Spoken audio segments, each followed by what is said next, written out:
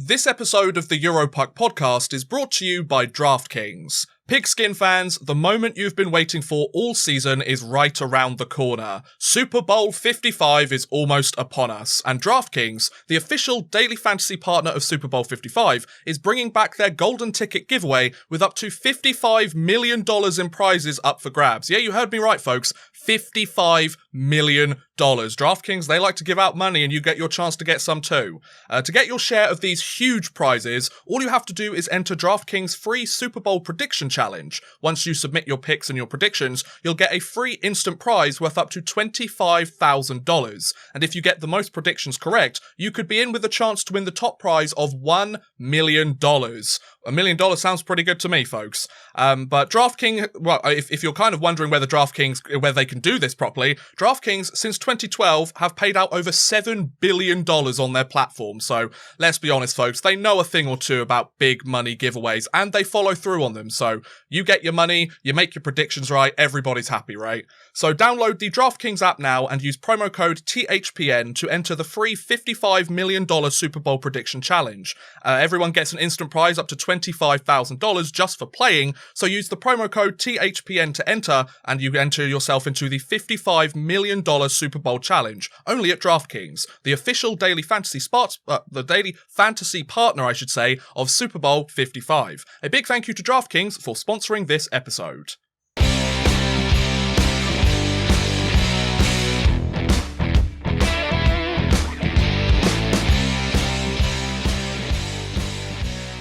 Hello, bonjour, hello, hi, heya, and privyet, hockey fans. Welcome back to the Europuck podcast, the show where two Brits talk all things European hockey as part of the Hockey Podcast Network, brought to you by DraftKings and Cross-Check Clothing.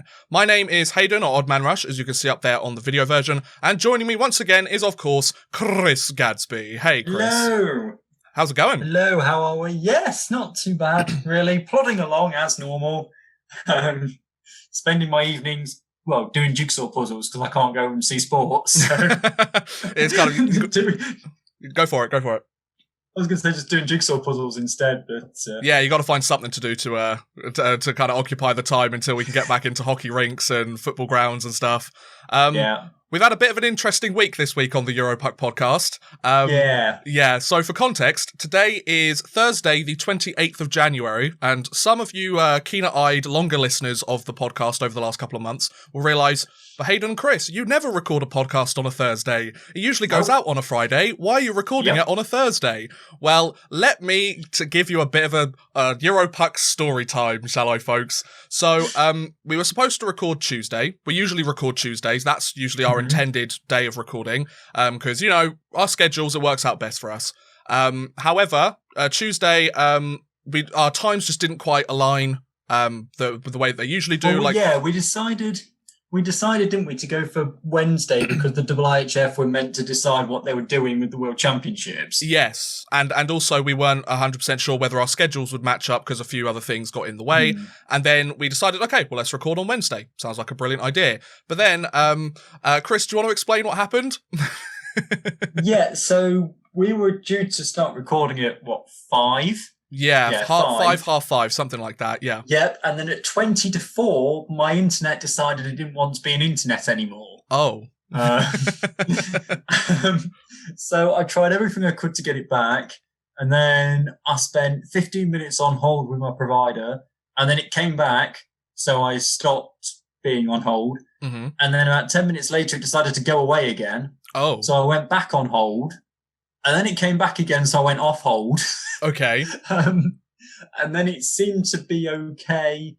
And then I went to pick my partner up from work because her car was in the garage, came back, and it was okay again, but still a bit slow. And then we tried resetting it again, and it seemed to be okay. And it's been okay all day today, so hopefully we can get through this. Yeah. So, yes, it's been interesting, hence why I've been doing jigsaw puzzles, because I couldn't even do... I couldn't do any work. We couldn't even do this with me on the phone, because I couldn't look anything up. Yeah. It just didn't work. So yeah, we tried... a slightly different thing today because of it. Exactly, but we tried to do a Zoom call yesterday when his internet...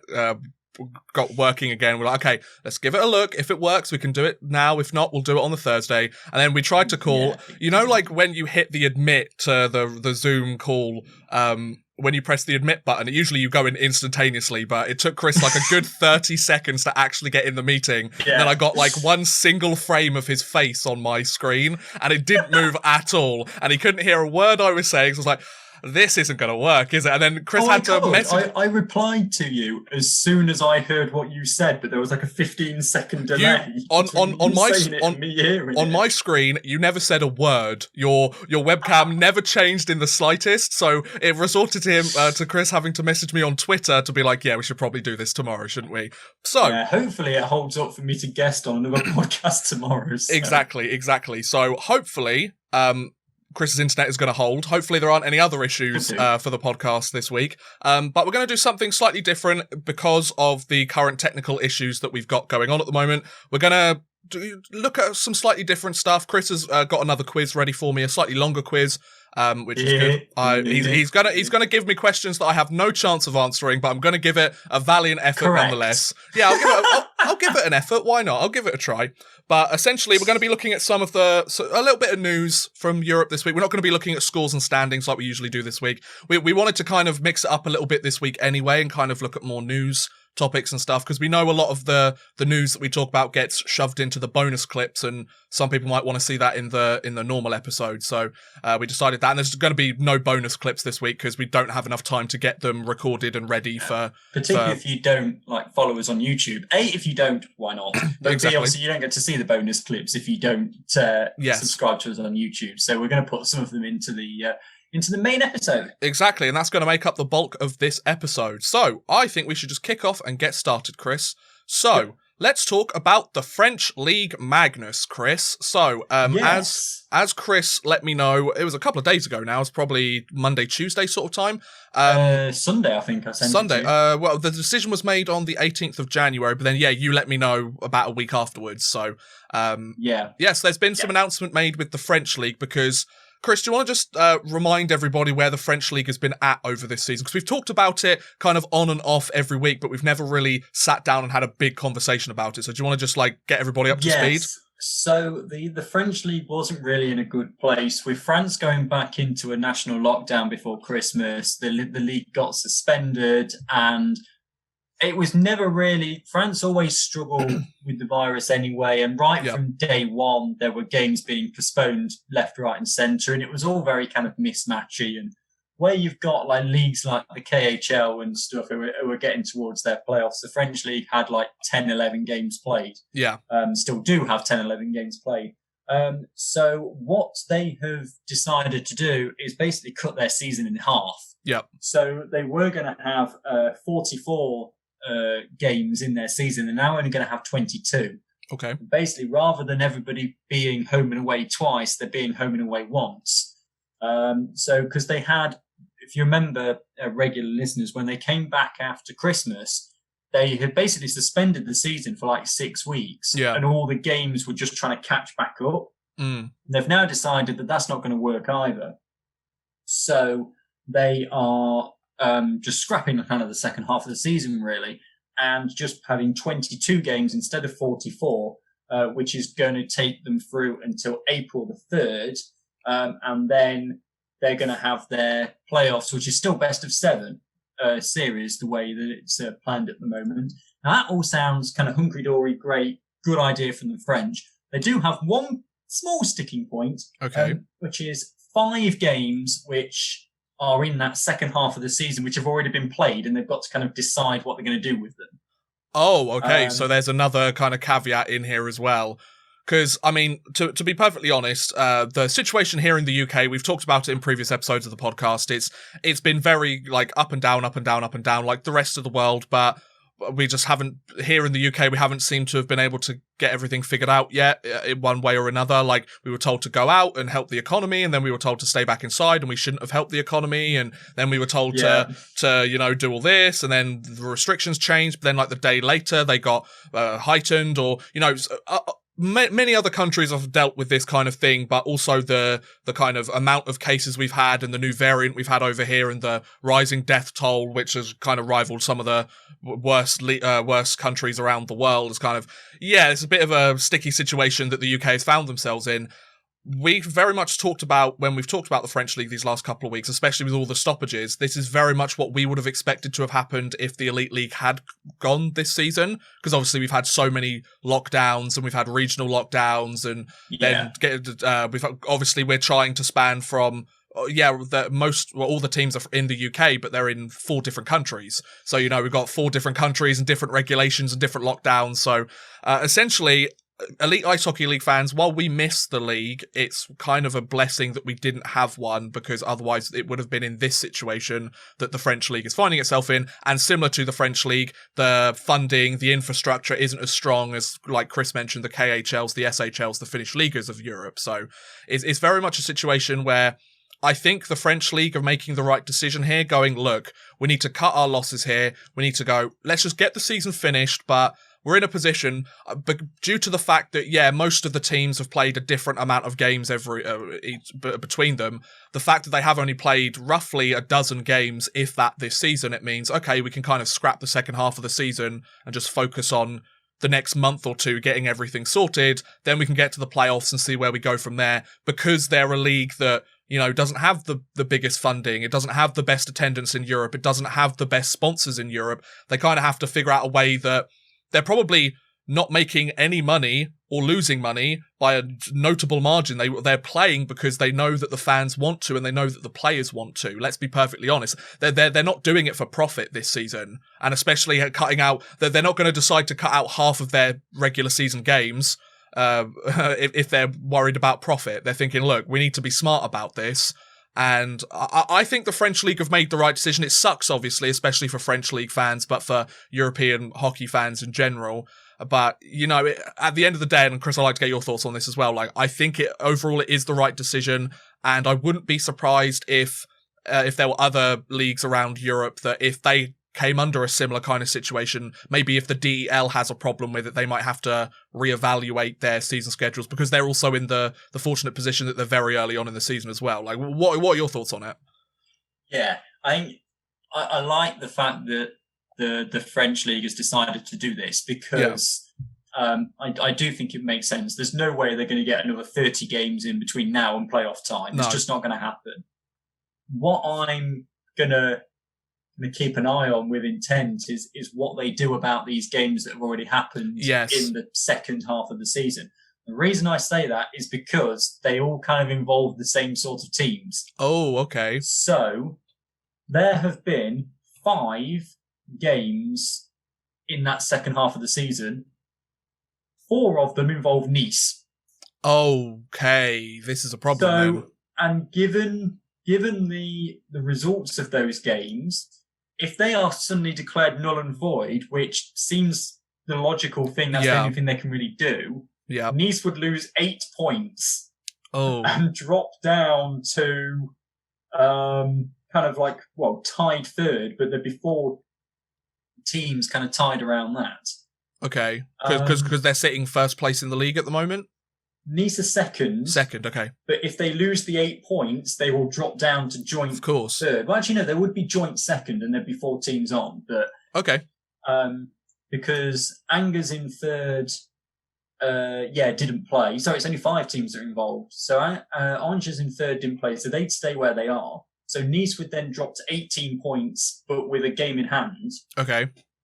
Rouen would lose one of their wins, but they would then still be 12 points clear of anybody else with a perfect 10 from 10 record. Okay. Where are we looking? Gap would lose 1 point, so they wouldn't change. Bordeaux would stay exactly where they are, but they would just have a game knocked off. And then Briançon. You see, I feel sorry for Briançon, because this game, they've only had 1 regulation win all season, and if it gets null and voided, it's going to get taken away from them. And they're going to drop down to 4 points, not 7. So the table would look, if they null and voided it, Rouen top on 30 points. Angers second on 18 alongside Nice, Bordeaux. Yeah, Nice and Bordeaux. Gap would drop to 17 points. Then Grenoble on 16, Angers on 16, Amiens on 15, Mulhouse on 14, Chaminade Mont Blanc on 12, Cergy-Pontoise on 8, and Briançon with 7. So there wouldn't be too much in the way of shifting in the table. Okay. It's just going to be the points. Do you reckon that will be the reason why they might decide to take this null and void route as opposed to... I think it's the only thing they can do. Yeah. They can't keep those games because everyone will go, well, hang on, how come they get to play extra games? Yeah, because can't do that. The only other solution, and this would include even more steps, is to go, okay, well, kind of replay the games. And kind of like have them count towards some of like the second half of the season or whatever. But that would cause even more complications because then the teams that won would be like, well, why do we have to replay them? And then it just cause a load of problems. Though, is that because they're changing the league into 1 home, 1 away, not 2 home, 2 away. Yeah. These extra games are already in that 2 home, 2 away. Oh, good point. Bracket. Good point. So they've got to get rid of them. It's the only thing they can do. So which kind of just a curious question. Sucks for Nice in the sense that obviously they're going to lose all their points, but it's great for Rouen because they're going to just get even higher. No, but like I was thinking, because you've mentioned the teams that would lose points. Are there any teams that would have would actually end up looking a lot better because they would have received a couple of losses taken off their record? Because like it works both ways, doesn't it? Because there might be a team that lost 2 of those games and are thinking, actually, that's 4 potential points that we lost that are now null and void, so we're actually in a slightly better position now. Yeah, obviously the French League's 3 points to a win, so it's 6. 6 points, yeah. Angers lost 2 of those games, so they go, rather than having 16 points from 12 games, they've got 16 points from 10 games. Okay. Obviously, of course, if you lose a game, you're not having any points taken off you with the game being nullified. So It's only the teams that won. Like Nice is the big loser from this because they're going to lose 8 points from this.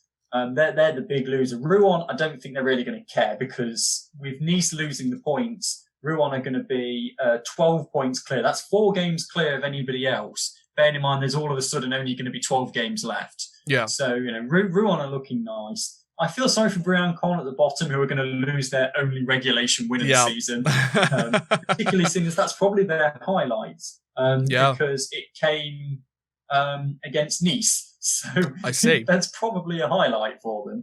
And that was played back on December the 4th. I think the French league, they've only kind of really got one decision and they've got to null and void those 5 games. Yeah. I think because it's not going to have much of an impact on where people are in the standings, hopefully there's not too many quarrels. At least from Nice's point of view, you can look at it that, yes, okay, Nice are going to lose 8 points and they are currently 8 points clear of 3rd place. Mm-hmm. But that's with the games in hand. Like if they were playing a regular season and Angers had the 3 games in hand, they could have overtaken them. Yeah, and it's also like you mentioned.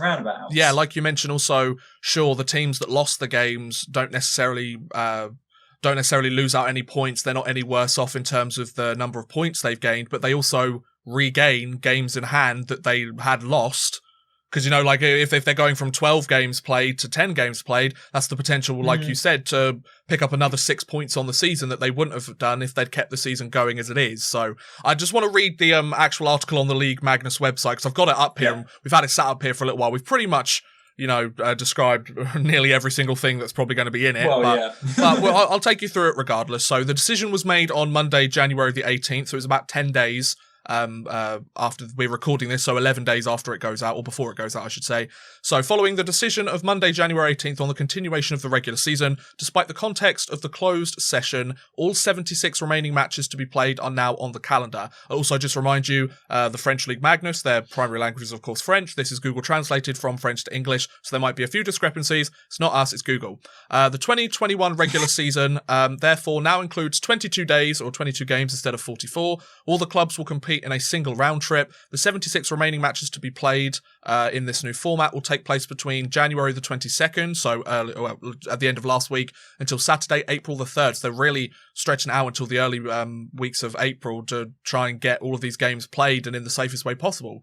Initially scheduled, matches for days 23 to 44 are therefore no longer planned and now appear postponed on the calendar. Along them, however, 5 matches that we've already been played are currently included in the ranking. A decision concerning them will be made later. We can have a little bit more of a discussion on that as well in a second. Regular exchanges between the Federation and the clubs will continue since the start of the health crisis to adjust according to the evolution of constraints and the situation. Is yes, Google Translate, in the hope that the pace and number of matches played can accelerate as soon as club partners and the public can once again access the sport arenas. One of the goals of maintaining competition is to allow ice hockey to gain visibility and maintain our media exposure, which is essential to the survival of our sponsors, or of our sport, and for the benefit of all. So they've also mentioned with the TV broadcasting and web programming, this is probably worth mentioning as well. Official broadcaster of the League Magnus, Fanseat will broadcast all regular season and playoff matches live video at fanseat.com. Streaming service available on subscription is €9.99 a month without obligation. And so, yeah, they're having all of the games streamed, which is, once again, something the Elite League needs to get on immediately with a league-wide thing. So I'm glad the French League Magnus have got that right. You know, like they've got a lot of other problems going on in their situation, but the fact that they've actually got a streamlined streaming service is something us British fans will be rather envious of. And I don't want to obviously bring the conversation to the British League the whole time, but so yeah, like you mentioned, Chris, is there genuinely any other option that the French League Magnus could have in terms of sorting out these 5 games? Because yeah, we've mentioned the difference in the points in the standings, and we've mentioned how some teams might regain a few extra games that they lost, but apart from either counting those games and just going, look, you guys just have to play less games this season, but by the sounds of it, they've already decided the schedule for the rest of the year. So if they've already got a schedule and those teams they're not playing, or they're going to play some of these teams they've already played those few times, or there's some other discrepancy in the schedule that would make these 5 games impossible to keep or whatever, like you mentioned, there isn't really much of an option for them other than to go, yeah, sorry, like, we know you played those games, and it really sucks for the teams, like you mentioned. It's great for the teams that lost, it really sucks for the teams that won. Like you mentioned, there might not be a huge change within the league standings or anything like that, so maybe that will soften the blow a little bit to some of the teams that won these games. It's like, look, you're probably not actually going to have that big of a change in your position in the league because you've played so well to start the year, but at the end of the day, they're games that they won, they're games that their players worked hard for, and especially if there's like players that potentially got injured in those games and are now out for the rest of the season, it's such a shame that like the effort they put in has basically been all for nothing. But like you mentioned, there's not really anything else they can do in this position, is there? No, there's not. And I think, yeah, I mean, you look at it, I think Anglais just lost 2 games. They're not going to care because their points are going to be the same. Yeah. Again, I'm not really sure Rouen are going to mind that much because all they're going from is 11 for 11 to 10 for 10. Yeah. Like, I'm not convinced that's going to matter too much. Briançon, it kind of sucks because it was their only regular win of the season, but they're just going from bottom of the league to bottom of the league. Yes, you know, that gap is a bit more difficult for them to maintain now. It's Nice that are going to struggle because they're losing 8 points. Yeah. But there's no other way you can do it. You can't do points per game because it only applies to half the league. Yeah. You can't keep the games because you can't finish the season with one team on 26 and everyone else on 22. That's just ridiculous. Yeah, it'd be no point. It just doesn't make any sense. Yeah, you can't swap the games out for a different game because, well, that makes no sense either. Say, well, they beat you 2-0 this time, but we're going to swap it out now. You beat them 4-1. You can't do that either. Yeah. The only thing they can do is get rid of the 5 games, declare them null and void, and just carry on again. And as I said, yes, it sucks for Nice, but at the same time, they're just going to drop down to 18 points. So all they're going from is outright second to joint second, and with a game in hand. So, you know, they can still claim outright second. And I think it's the only thing that the French League can do, really. The only thing that I think the worst thing is for Briançon, who have now got, I mean, they were probably looking like they were going to be in the play out anyway, but it's made more difficult now because they're losing their only regulation win of the season. Yeah, it's kind of a deeper hole that they're dug in now. It's like they'd filled in a bit of it, but then like it crumbled underneath them and they're right back where they started almost. A little bit, yeah. But the only interesting thing that I will find is whether the French League actually come out with some like really confounded way to get round this whole situation. Like, obviously we're talking like, yeah, it's super obvious and it's so clear that they need to do this. But you know what hockey leagues and kind of like the commissioners of the leagues and the CEOs are all about. That is true. They always find some kind of way to do it almost the same, yet slightly different and slightly a little more confusing. So we're going to see the French League end up being like, oh, you know what, actually, we're going to count 2 of the games because this. We're going to lose 3 of the games, then all these 3 teams are going to gain 6 points because we said so, you know? Like, it's going to be so confusing. Or they'll just turn it into the Challenge Cup and it will not make sense to anybody whatsoever. So, yeah, that was a little chat about the French League. Obviously, in our bonus clip last week, we talked about the Swiss National League and kind of the overhaul that they're going through at the moment. So if there's any kind of updates that you guys have seen in your domestic leagues or the leagues that you follow and you want us to discuss them and kind of go into more detail, obviously we do talk about European hockey, so if there's anything in the Finnish Liga or the Swedish Hockey League, the KHL, all that stuff, do let us know, because as you've seen, we'll sit down and talk about it. So the other kind of news I want to discuss is something that Chris brought to my attention. I had no idea this was a thing, and that was that the International Ice Hockey Federation is holding a competition to design the medals for the 2022 World Championships in Finland, Tampere and Helsinki. Now, interestingly, we're talking about the World Championships again in an episode/bonus clip, and this time it's not the 2021 Championships. And it's a positive thing about the World Championships as well. Yeah, it's actually something fun. So let me read this out to you, and I'll skim through some of the the entry stuff. Like you easily find it. If you're interested, you can find them. They're on the IIHF website. Exactly. So, the design competition for the prize medals of the 2022 IIHF Ice Hockey World Championships is open now. The competition is an international competition open for all, so that's pretty cool. The 2022 World Championships will be held in Tampere and Helsinki on the 13th to the 29th of May 2022, hopefully. And it's not held in Minsk, so don't worry, guys. The 3 top teams will receive gold, silver, well, yes, obviously. The competition entries must be suitable for gold, silver, and bronze medals. The design of one pictorial subject must thus be identical on all 3 medals. So, competition rules. The competition is open for all and international. The number of submissions is limited to 2 entries per participant. It gives you all of the technical information, kind of the dimensions of the medals themselves, which I'm really not that interested in. The writing that you need to put it in, and it's obviously double-sided. Now, the interesting thing that I found is the person that wins is going to get €3,000. That's a pretty decent prize for somebody designing some medals. And, like, that is pretty cool, like, for a hockey fan to do. Because, I mean, it shows that the jury is made of, like, the managing director, the vice president of the IIHF, the secretary general, and, like, one of their sponsors. Interestingly, Rene Fassel isn't involved in it, but worth mentioning. He's got other things to do, like hug Belarusian prime ministers or whatever. But, you know, the competition ends on the 31st of March of this year, so if you want to get it in, make sure you put it in there. And the results of the competition will be published on the 13th of May, exactly 1 year before the championship is set to commence. And the winner of the design competition will be informed in person. So that's pretty cool as well. You also have to tag them on Instagram or whatever, tag 2022 IIHFW medal. So all of that stuff, you know, all the important stuff, make sure you do it. But like €3,000, like, so from a hockey fan perspective, first of all, I absolutely suck at art, right? I'm a terrible artist. Yeah. I'm a terrible artist, so I'm not going to be entering this. But if I happen to be like pretty gifted with stuff, you also need to send your entry in by email. Let me just put that there. It's got to be a JPEG or PNG. But if I was sitting there going, you know what, I'm a decent artist. I can design myself. I can design the IIHF a decent medal or 2. The €3,000 prize is cool enough, right? That's a decent chunk of change. To be like, you know what, I sat there for X amount of time and designed these really cool medals, and they obviously really like them, so boom, let's do it. At €3,000, you know, that can buy yourself something nice.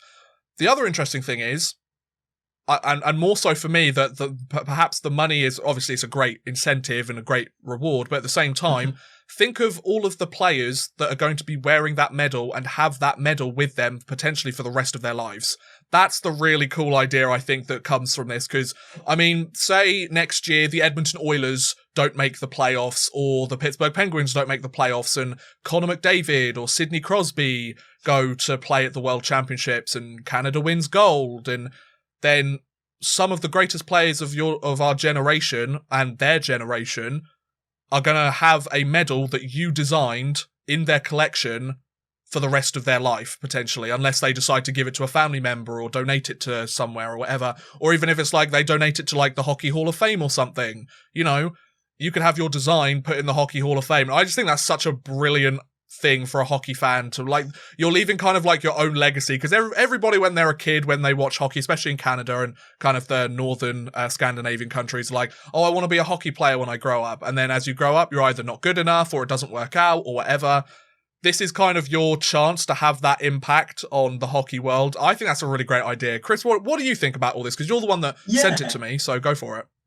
Yeah, I really like the idea. And I think even if you don't consider yourself an artist, just have a bit of fun with it. I mean, you don't have to. The thing is they're only, 10 centimeters, 8 centimeters, 10 centimeters. You can't get like a work of art in there.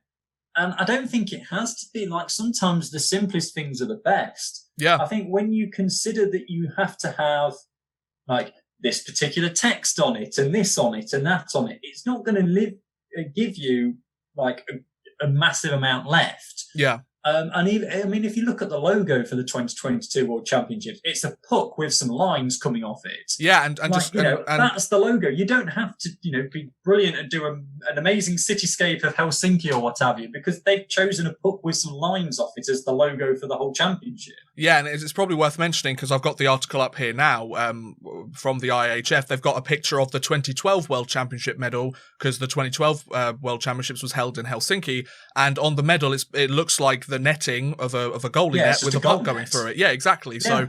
So it doesn't have to be. I feel like, whilst I say like I'm not a great artist, I'm probably not going to be entering it, but at the same time, it's like, look, if you want to be in with a chance of winning €3,000 and the chance for some of the best hockey players in the world to have a design of yours in their homes for the rest of their lives, like, enter. Why not? Like, what's the worst that's going to happen? You don't win it? Okay, well, you're no worse off than you were before, So yeah, you don't win it. I mean, what have you done? You've spent half an hour or whatever whilst in lockdown with nothing else to do, doing a bit of a fun design thing. You've just decided, you know what, I'm going to put the jigsaw puzzle away for the evening and I'll get back to it tomorrow and I'll start designing a medal instead. So yeah, why not? Yeah, why not indeed, Chris? So yeah, that's the news of the medal design competition.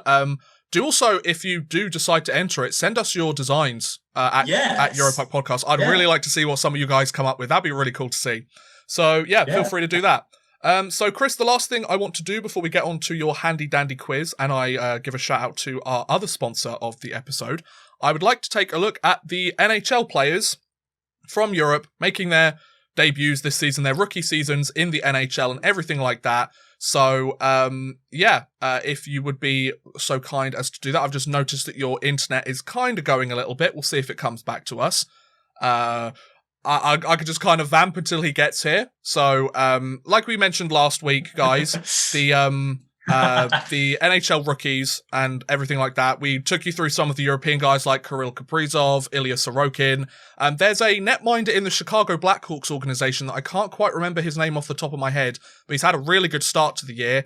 Pius Suter, as well, of the Chicago Blackhawks, had a really good showing, a hat-trick in his 6th game of the season. As a rookie from he was from the Zurich Lions organization, I believe. So that's a really cool achievement for him as well. So Chris, are you back with us now? Is everything okay? Yeah, I think I am anyway. Yeah, I think you are. So do you want to just take us through? I think I was with you most of the time. It just blipped out for a second. Yeah, your visuals stopped, but everything else apparently was fine. So take us through it, Chris. Go ahead. So the netminder, I think you're talking about Kevin Lackinen. That's it.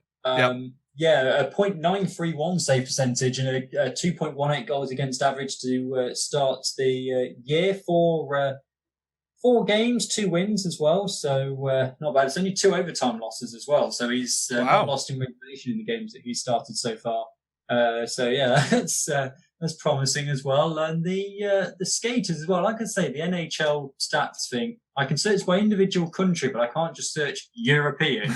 So I kind of have to do a little bit of searching. The other one that really obviously jumps out at me straight away is Kirill Kaprizov, still going well. 6 points in 7 games now.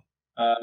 So he's doing well. Yeah, was there anybody that you particularly wanted to have a look at? Yeah, so I mentioned Pius Suter for the Chicago Blackhawks as well, who got his hat trick. How is Sorokin doing? Has he played any more games so far this season? Because he obviously played his NHL debut and obviously didn't have the best performance, but obviously Semyon Varlamov is the starter in that net. So has he played any more games yet? I would have thought he would have, given how many games have been played. He's played 2 games. Okay, has he won? He's played 2 games, 2 losses. Oh. Let me have a look. So it was 5-0, wasn't it? Yeah, 5-0 to the Rangers. So he conceded 2 second time. Okay, load his stats up. That's a lot better. So yes, he lost against New Jersey. They lost.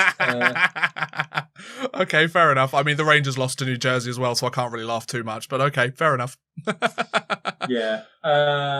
So he had 22 saves on 24 shots. That's not too bad. No, it's not awful. So yeah, he hasn't won a game yet, so he's not the best of starts, really. Yeah, I mean, it could have been better, but then again, at the same time, if you're losing a game 2-1, like, you can't really fault the goalie too much for that, can you? Like, 5-0 loss, yeah, it's kind of everybody's not done what they're supposed to, but in a 2-1 game, like, come on, you're forwards, and this is a team that has gone to the Eastern Conference Finals in recent years. Like, come on, you got to step it up a little bit and score some goals at the end of the day. I'm trying to think. There was another player from I mentioned it in a tweet last week, I think.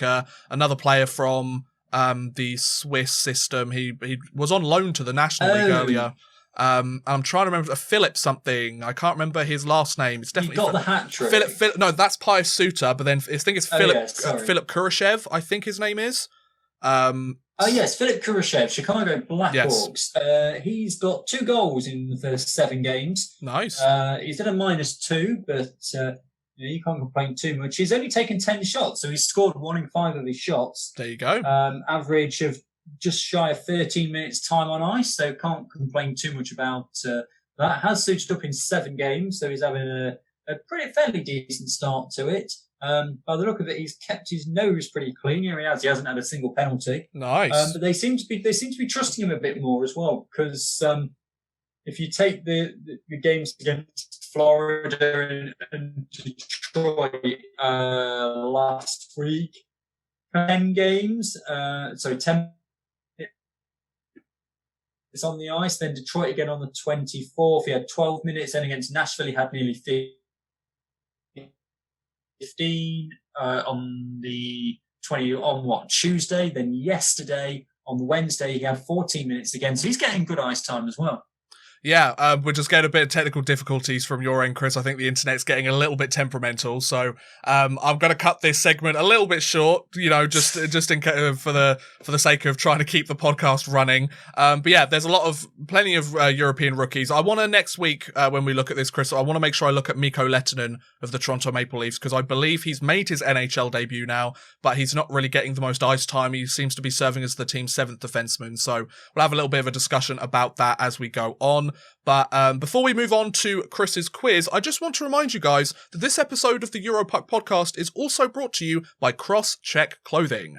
Crosscheck Clothing is a UK-based hockey apparel brand that provides high-quality clothing to help you rep the greatest sport on earth in style. I have actually, in fact, got one of my Crosscheck Clothing shirts on today. I figured, you know what? I'm going to be doing the ad read for them today. May as well rep one of their shirts. I really do like the subtle design on this one. Their Crosscheck Clothing design. I'll just move it out of the way so you can see it. Absolutely beautiful, folks. I love it. I've got one very similar in green as well that has one on the back as well, and it's beautiful and I love it. Now, we all know that wearing your favourite team's jersey when you're watching the hockey game can be great fun. I always wear my Rangers jersey when the Rangers are playing, sitting up until 2:30 in the morning watching the Blues again and again, but it isn't very practical. It's not a very practical thing to do in your day-to-day life when you're going about your business or working or something like that. Well, Crosscheck's wide variety of hockey-themed t-shirts and hoodies, whether you're at the rink, going about your day or chilling at home, you know that you can show off the sport you love and show off your support for the sport, look great, and you can feel good at the exact same time. Really do like their collection. I mentioned it in our initial ad read last week, and I've got to reiterate it. I absolutely love Crosscheck's collection, and they're constantly releasing new product and new exciting stuff. They recently did their Pride jerseys, which look beautiful. They reintroduced from Black Friday last year a set of chocolate coloured hoodies or something, and they look really nice as well. And like I've said, I've bought plenty of items from Crosscheck over the last few years, and I'm really glad we got the chance to get them and get them to sponsor the show, because I get to talk about how much I love their clothes. I love their Liam Kirk collection. I've loved their more in-your-face stuff. I like the more subtle designs, and yeah, it's just all brilliant, and we definitely think you should go and check them out. So, listeners of our show can now get 15% off any order over £30 by using code EPP15. This is an exclusive offer just for people that listen to this show. You won't find it anywhere else, folks, so make sure you take a look at their collection and let them know that we sent you via Twitter, Instagram, or their Facebook page. Crosscheck ships all over Europe and North America as well, so whichever side of the pond you're on, if you're thinking, oh, they're a UK-based company, I probably won't be able to get anything, you absolutely can. They will ship to you, and you can get in on the action as well, folks. So to get 15% off any order over £30, head on over to shop.crosscheckclothing.co.uk and use promo code EPP15. That's shop.crosscheckclothing.co.uk and use promo code EPP15 for 15% off any order over £30.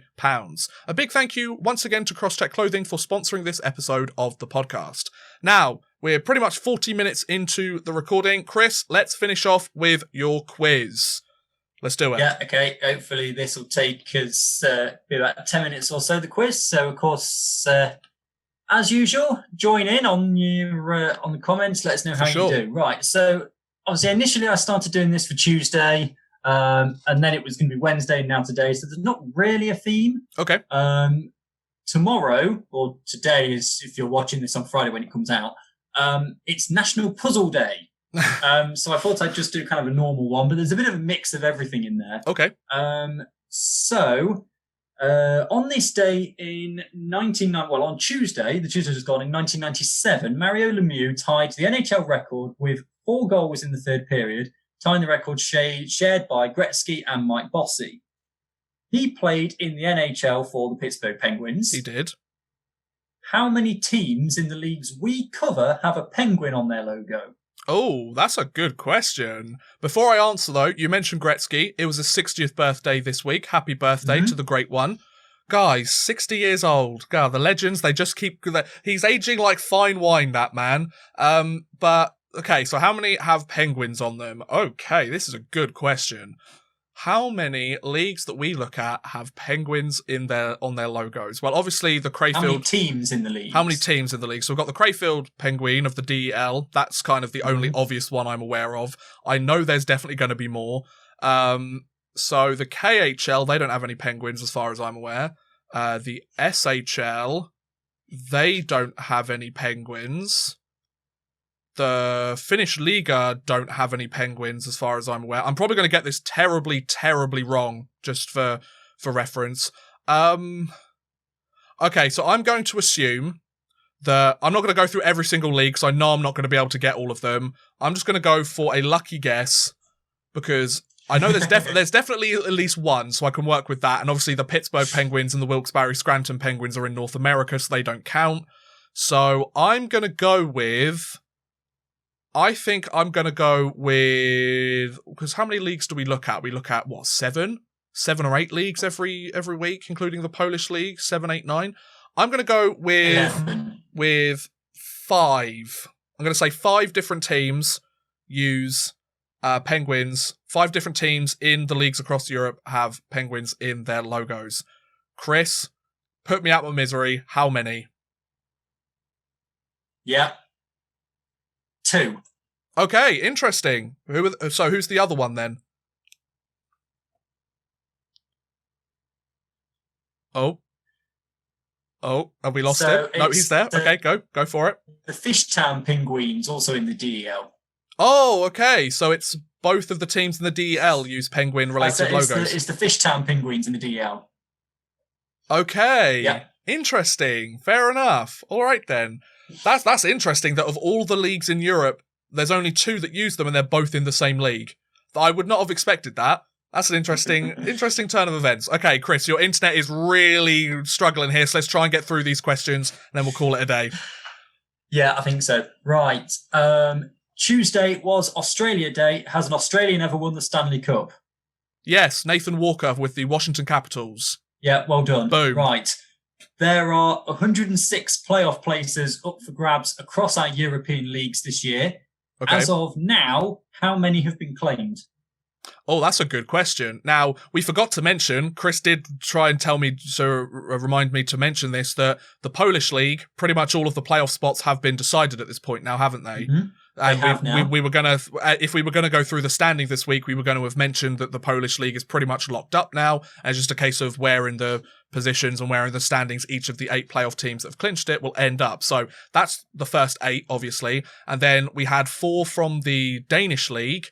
Then we have Akbars Kazan from the KHL, and we have CSKA Moscow from the KHL. Now, I believe there's several clinching scenarios in the KHL today, but I assume you're not counting them. You're just counting the ones from the start of the week. I checked this a few hours ago. So that's talking helpful. Kind of 4 o'clock. That's really helpful, because I haven't really checked Twitter today because I've been busy editing a video. So, okay, so if we're talking the 8 from the Polish League, we're talking 4. There might be 5 from the Danish League at this point, but I'm going to go 4 for the sake of arguments. That's 12. Then I'm going to say CSKA Moscow's 13, Akbars Kazan is 14. And I'm going to say, I think Metalurg Magnitogorsk had the chance to clinch, as did another team in the KHL. So I'm going to say 15. 19. Really? Okay. Interesting. 3 in Austria. 4 in Denmark. Because I kind of slightly done you there, because Austria, 3 of them are guaranteed to be in the winner's half. Right, got you. Okay. So they've still got that to play, but obviously everybody in the winner's half makes the playoffs. Yeah. So fair. 3 in Austria, 4 in Denmark, 8 in Poland, 4 in the KHL, so 19. Oh, so 4 teams have clinched in the KHL. Who are the other 2 then? Yes. There was CSKA in the West, and then the top 3. So it was Akbars, Avangard, and I think it was Magnitogorsk. Yeah, I've shut everything down to try and help the internet. So, right, I'll run through the kind of yes or no questions just in case it goes again. So, okay. KHL question. Okay. Which conference has scored more goals per game? That's a really good question. Oh, wow. I'll let you know. There is 0.024 goals a game in it. Oh, jeez, Chris, this is a difficult question. Oh, Bloody come on, it's 50-50. Come on. I'm going to say the Eastern Conference. No, Western Conference. Is it? Okay, fair enough. West has got 2.699 goals a game. East with 2.675 goals a game. Fair enough. Right. In the IIHF rulebook. Oh, great. How many rules are there? Oh, wow. Now, there's a caveat on this as well. Okay. I mean here the base rules, like Rule 1, Rule 2, Rule 3. I don't mean Rule 10, subsection B, paragraph C. So it's just like Rule 1, Rule 2, Rule 3. How many? I'm going to say 150. 226. Okay, I could have been a lot further off on that one, you know? You could have been a lot further off on that one. Right, so that's 5 questions down. Okay. Goes question 6. This is our final podcast episode in January. It is. How many teams in the leagues we cover begin with a J? How many teams in the leagues we cover begin with the letter J? I love both the difficulty of that question and how little thought was put into it. I was struggling, all right? No, fair point. Okay, so teams beginning with J. There's definitely got to be at least one, otherwise you wouldn't have asked the bloody question. Well, yes. Yeah, but I feel like J is not a very popular letter to begin named countries with, or named cities or leagues or whatever. I'm gonna... Oh, geez. Do I know any, actually off the top of my head? You should do. I should do, considering I cover... It's interesting, I cover European hockey every single week, and I can't think of a team off the top of my head. To be honest, if I didn't have the answers, I'd probably only get one. Okay. I feel like... See, the team that's jumping out to me is something like Yastreby. But, like, I feel like that's one of them. Oh, I'll is give it? you that. That's okay, one. okay. That's one. Because I wasn't sure if it was written with a Y or something like that. Yeah, that's one of them. This is obviously according to like Flash Score. So. Yeah, okay. So yeah, Yastreby is one. Take a punt at a number if you can't think. Yeah, that's what I'm thinking. I just wanted to see if I could get at least one of them down, Yastreby. And I got Yastreby, so I'm going to go with that one. Yip Jyväskylä is another one from the Finnish Liga. Because they're JYP, aren't they? Yes, JYP, yeah. And Jyväskylä also begins with a J, I'm pretty sure. Yeah, that's two. JYP, yeah. Okay, the Swedish Hockey League, I don't think they have one. They have Djurgården, but it begins with a D, doesn't it? So, because it's DJ. The KHL, Jokerit, so that's a third one. That's free. How did I leave that one to third place? How did I get... I was wondering, I was like, are you going to get that one? I literally, I've made 3 videos on the Jokerit this season, and I get Yastreby first. Like, well, what's that all about? I was so hoping that you forgot Jokerit. I would have had to like quit the podcast if I didn't get Jokerit. Yeah. So Jokerit, Yip Jyväskylä, Yastreby. I feel like there's got to be another one out. I'm going to say 5. 4. Oh, so there was just one more. What was the other one? You added 2. Jokerit, also in the Finnish League. Of course, right. Fair enough. Jokerit and Jokerit, of course. That makes sense. Now, you get a point for each one here I'm going to give you. Okay. Each one that you can name. Okay. So we know how much you love the questions about the flags. I do love the questions about the flags. Shout out to Banners OTW, who I was chatting to last night. He told me he nearly threw his laptop out the window when you said the Danish flag had blue in it. And thank you for my German lesson as well. He was teaching me how to pronounce the teams in the DEL. Oh, perfect. So this one, it's not a flag question, it's a nationality question. Okay. So there are 47 countries in Europe. Right. In the 11 leagues that we cover, how many nationalities are represented? Oh, Chris, why you got to do this to me? So I'll give you... I've got a thing here. I'll highlight it. I'll give you a point for everyone you can name. So this is European countries, so not Canada. So just European countries. And so how many countries have athletes that are from there so this, in the leagues? According to Elite Prospects, how many countries have a player in one of the leagues we cover? Okay, well, I'm going to rattle off the obvious ones right now. Okay, are you ready? Russia. Yeah. Yes, well done. 1 point. Sweden. Yeah. Finland. Yeah. The Switzerland. Yep. The Czech Republic. Yep. Germany. You counting out how many of these you got? You're going to rely on me. No, I'm counting them out. The Czech Republic. Germany, yeah. Germany. Slovakia. Yep. Slovenia. Yep. Denmark. Yep. Norway. Yep. So I've got 10 so far. I'd laugh so much if you got all of these. I don't think I will. Kazakhstan. Yeah. Yeah, I know we have a Kazakhstan. Bulgaria, do they have one? Well, I'm not going to tell you. Okay. No, Bulgaria don't. No, Bulgaria don't. Okay, Bulgaria don't. So they only have one. Interestingly, they have one in the NHL, but nowhere across Europe. That's very interesting. Ukraine? Nope. There are no Ukrainian players. Not according to Elite Prospects, unless I missed it out completely. But... It's technically not part of Europe, but it technically also is. Israel, does that count? No. Okay, fair enough. But obviously, Eliza Sherbatov. I know they're in Eurovision, but still. No. Yeah, see, I wasn't 100% sure. And they do play in the Euros as well, don't they? No. Yes, I don't know. No, I don't know. I don't know. See, this is why I talk about hockey and not soccer.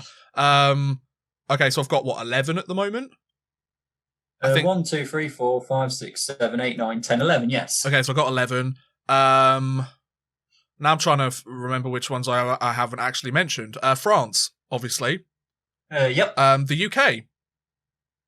Yep. I was wondering how long it took to get because obviously, because I was thinking of the French League Magnus. But see, the interesting thing is, if we weren't talking about the French League Magnus, all of the other players are in the DL2, most of them. So, Austria. Well, Austria, yeah. I mean, your GB, you've got Mike Hammond and, of course, Ben Bounds. True. Fair point. Also, the Netherlands, they have a player, don't they? They must have at least one. Nope. No, okay, interesting. So I got 14, I think, at the moment. Again, unless I've got it completely wrong, but no worries. I'm only talking in Europe, okay? Now it's just a question of, like, can you name all of the places in Europe? I mean, you've got, what, 13, 14? I've got 14, I think, if you want to just take a random punt at I'm going to say we'll move on, 18. 23. Interesting, okay. So what were some of the countries I missed? You missed out on one you'll kick yourself in, which is Poland. Obviously, yeah. Yeah, I was thinking about that. Yep. The rest of them, I'm kind of not surprised you didn't get them. They were kind of ones and twos, really. Croatia. Yeah, I wouldn't have got that. Latvia. Yeah, I should have got that one, yep. Lithuania. Okay. Estonia. Okay. Hungary. Indeed. Italy, yeah, of course. Belgium. Belgium, okay, yeah. And Belarus. Well, of course, Belarus. We talk about them every bloody week. Interesting that there's ones from, like, Estonia and Lithuania, but no Ukrainians. It's so interesting. Maybe they keep... I didn't see anything pop up. Yeah, obviously they keep their talent in-house. Did you say there was one more question you had, Chris? Oh, there was one more question, but it's kind of a question that doesn't really have an answer. You'll get it when I ask it. So, final question, a bit of fun to round off this episode. Exactly. According to our viewers and listeners, okay, how many non-UK teams do we pronounce correctly? 0. Yeah. Well done, another point. I feel like you're definitely doing a much better job than I am. Because you've obviously you made like the pronunciation list, you had a little look at it, you've spoken to banners on the wall to get the German names, and like, I feel like there's a couple of ones, whenever I release a video talking about European hockey teams, I always get natives of that country being like, hey, it's so funny how we pronounce like Rögle. It's like, I'm not Swedish, what do you expect? Like, I'm just a chubby British boy, I just sit here and talk hockey, like, what do you want from me? But yeah, so, if anybody wants to give us any more tips on how to pronounce the teams across Europe, then let Chris know. It's his job. So, yeah. I feel like that's a really good place to end today's episode of the Europuck podcast, Chris. Obviously, it's a slightly shorter one than usual, but as we mentioned, you could see Chris's internet during the episode is a little bit shaky at best. Blame me. Well, no, I'm blaming your internet. I don't think it helps that obviously, like, normally as well, because we record this while my partner's still at work and it's one less person using Wi-Fi and stuff, so true, that might be part of it a little bit as well. But, it's no worries. Yeah. These things happen. I mean, it's the first real kind of technical difficulties, if you want to call it that, even though we managed to get the episode still recorded. The first technical difficulties we've had in like 4 months. So you know what? It could have gone far worse. Hopefully that's not a jinx for the rest of the year, because I mean, 2020 was bad enough as it was. We don't need anything bad happening this year as well. Please no. But yeah, so thank you very much for watching or listening to this episode of the Europuck podcast. We really do appreciate it. Thank you once again to DraftKings and Crosscheck Clothing for sponsoring this episode of the podcast. We really do appreciate it. Helps us keep making this podcast and keep getting you stuff to watch. Just a reminder, no bonus clips this week. We would have loved to have had some, but obviously due to the current circumstances with technical difficulties and everything, haven't been able to get any going. No, it's your internet's fault. It's not your fault. So yeah, if you want to keep updated on all things Europuck podcast, or send us your thoughts, opinions, or questions, either from today's show or for our next show, if you have any certain questions that you want Chris to add to the quiz, anything like that, then you can follow us on Twitter at Europuck Podcast. It's right down there on the screen if you're watching the audio or the video version, I should say. Also, Instagram. Yes, if you over there. If you have any quiz questions, obviously just DM me rather than putting it on the page, because otherwise you'll see them. or put it on the page so I get a head start. I wouldn't mind that. I mean, I need all the help I can get. Have you seen my luck in these quizzes? But yeah, and if you enjoyed listening to either or both of your hosts today, which hopefully you did, I mean, we try our best, then you can follow myself on Twitter at OddmanRushYT up there, or at Chris_Gadsby over there. Thank you once again for watching / listening, guys, and we'll see you again next time. Have a good one, folks.